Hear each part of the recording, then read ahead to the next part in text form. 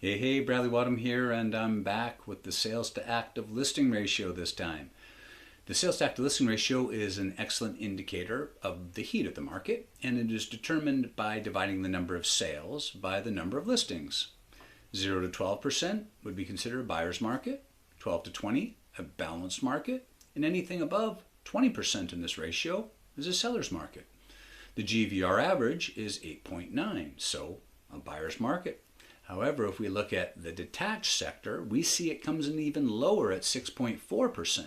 And the lowest ratios, or the slowest detached markets, would be found number 3 in Bowen Island at 3%, Burnaby East at 3%, and Squamish at a meager 1.4%.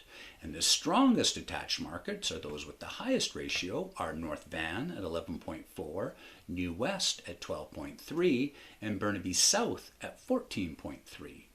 If we focus on the apartment sector, the average is 10.4. The lowest ratios found in Richmond at 9%, Squamish 6.8, and Burnaby East at 6.1, with the highest ratios found in Whistler at 14.7, Maple Ridge at 17.3, and the Sunshine Coast at 17.4.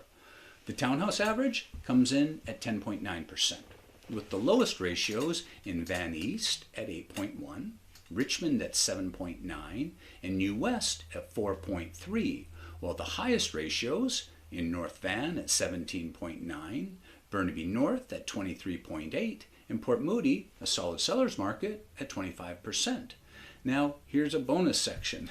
The biggest changes over the past year have been the largest declines in the sales to active listing ratio, 3, Squamish detached, 77.8. Burnaby East detached, 78.4. And number 1, Port Coquitlam townhomes down 83.6%, with the largest increases in Burnaby South townhomes at almost 155, Sunshine Coast apartments at almost 222%, and New Westminster detached at almost 300%.